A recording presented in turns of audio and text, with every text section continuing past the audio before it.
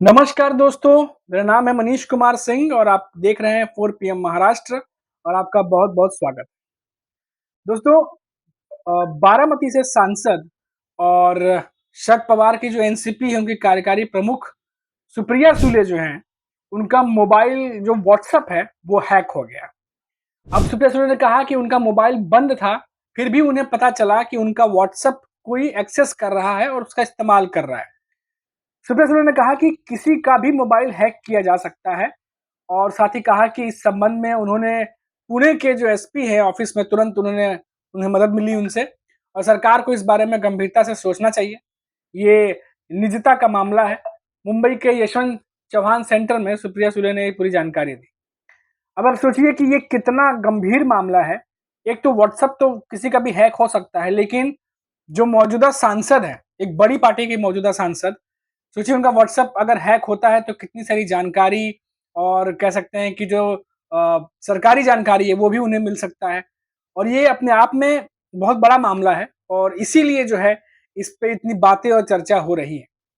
क्योंकि सुप्रिया सुले ने तो ये कहा है कि व्हाट्सएप तो किसी का भी हैक हो सकता है, लेकिन सुप्रिया सुले का अगर व्हाट्सएप हैक हुआ है तो ये वाकई में बहुत गंभीर है क्योंकि वो मौजूदा सांसद है और 3 बार से ज़्यादा वो सांसद रह चुकी है अब और मौजूदा वो एनसीपी की बहुत बड़ी लीडर भी हैं और ऐसे में उनका अगर व्हाट्सएप हैक होता है, तो कितनी इंपॉर्टेंट डिटेल जो है वो लीक हो सकती है। आपको बता दें कि सुप्रिया सुले ने मोबाइल फ़ोन और व्हाट्सएप हैक होने की जानकारी सोशल मीडिया प्लेटफ़ॉर्म जो एक्स है उस पे दी थी और सुप्रिया सुले ने कहा था कि मैं पुलिस के संपर्क में हूँ, उनका जो फ़ोन है वो हैक हो गया है।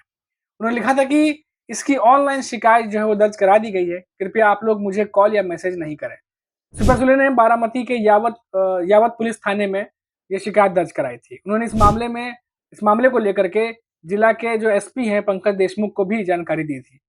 2024 के लोकसभा चुनाव में सुप्रिया सुले बारामती से चौथी बार जो है वो जीत करके सांसद बनी है। अब ये जो मामला है देखिए कि क्योंकि सांसद से जुड़ा मामला है, तो तूल तो पकड़ना ही है। लेकिन सुप्रिया सुले को कैसे पता चला कि उनका फ़ोन जो है वो हैक हो चुका है, उनका व्हाट्सएप जो है वो हैक हो चुका है। सुप्रिया सुले ने बताया कि पार्टी के जो महाराष्ट्र के प्रदेश अध्यक्ष हैं जयंत पाटिल ने जब उन्हें बताया, तब उन्हें हैक होने के बारे में मालूम चला। सुप्रिया सुले ने कहा कि उनका फ़ोन बंद था, इसके बाद भी कोई व्हाट्सएप यूज़ कर रहा था। सुप्रिया सुले ने कहा कि किसी का भी फ़ोन हैक हो सकता है। ये काफ़ी गंभीर और निजता का मामला है। सुप्रिया सुले ने बताया कि मेरा व्हाट्सएप काम नहीं कर रहा था। मैंने जयंत पाटिल से हेलो मैसेज भेजने को कहा। जब उन्होंने मैसेज भेजा, तो मुझे फ़ोन पर बिना कुछ किए सामने से नमस्ते कहने का मैसेज मिला। सुप्रिया सुले ने कहा कि इसके बाद मैंने अपना फ़ोन बंद कर दिया। उन्होंने आगे कहा कि मैंने फिर से 2 और 3 लोगों से मेरे फ़ोन पर मैसेज भेजने के लिए कहा। उन्होंने सामने से एक मैसेज मिला, मेरा फ़ोन बंद है। मैंने सिम कार्ड निकाल दिया, लेकिन फिर भी मुझे नहीं पता चल सका कि मुझे मैसेज करने वालों से कौन चैट कर रहा है। और सुप्रिया सुले ने फिलहाल शिकायत जो है वो पुलिस में दर्ज करा दी है।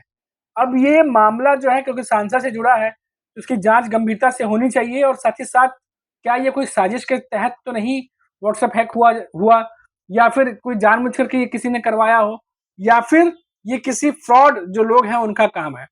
अब इसमें कई सारे सवाल खड़े हो रहे हैं। अब मामला पुलिस में है और जाँच आगे की जा रही है।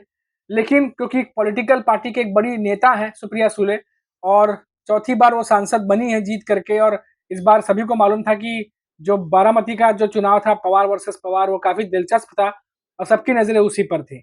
और उसके बाद जब ये मामला आया है, तो अब जो है वो मामला पुलिस में है और आगे की जाँच जो है वो चल रही है। और वहीं बात करें अगर एनसीपी की हम बात कर रहे हैं, तो शरद पवार की बात भी कर लेते हैं साथ ही साथ क्योंकि इन दिनों वो खबर है कि मराठा संगठन के जो सदस्य हैं उनसे उनकी मुलाकातें चल रही हैं। और ये मुलाकात जो है ये इसीलिए इतनी अहम है क्योंकि मराठा आरक्षण को लेकर के सभी को पता है कि मामला कितना गरमाया हुआ है, संवेदनशील है और ऐसे में सुनने में आया है कि जो मराठा जो संगठन है उनके सदस्यों ने जो एनसीपी है शरद पवार के उनके प्रमुख हैं, उनसे उनके शरद पवार से उनके आवास पर जो है जाकर के उन्होंने मुलाकात की है और आरक्षण के मुद्दे पर अपने रुख को स्पष्ट करने के लिए कहा है।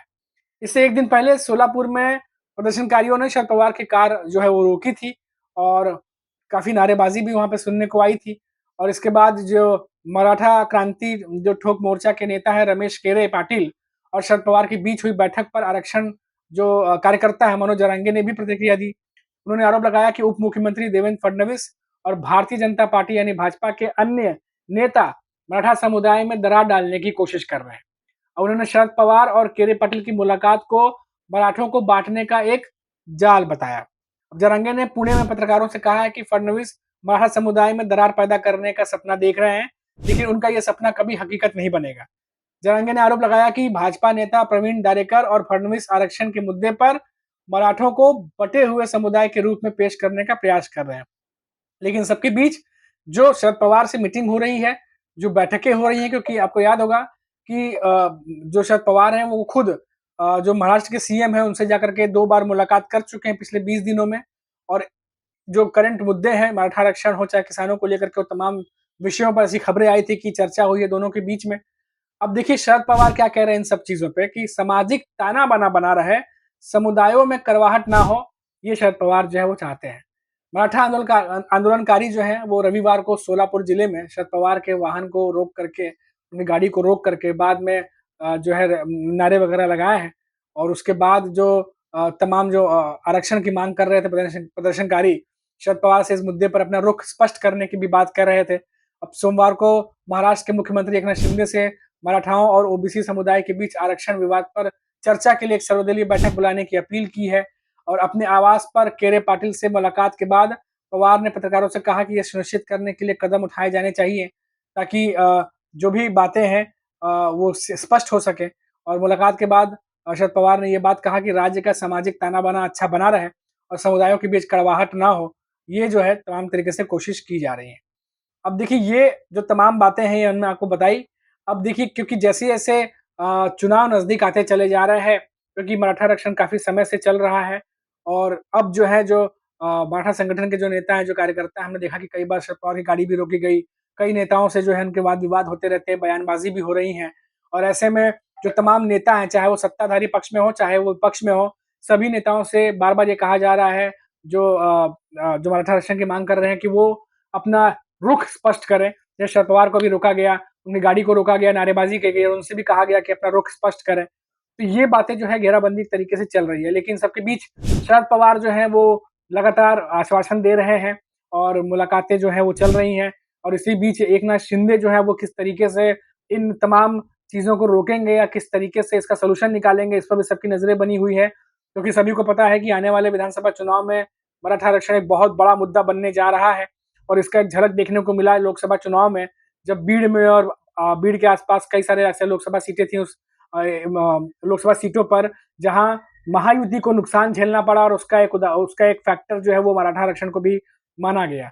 तो अब देखना होगा कि कैसे जो है महायुति के नेता इस चीज से डील करते हैं और क्या कुछ जो है वो बात कहेंगे। फिलहाल मनोज जरांगे तो भड़के हुए दिखाई दे रहे हैं और देवेंद्र फडणवीस पर लगातार आरोप पर आरोप जो है वो लगाए जा रहे हैं। अभी के लिए फिलहाल इतना ही, फिर लौटेंगे तो बात करेंगे महाराष्ट्र की किसी बड़ी खबर पर।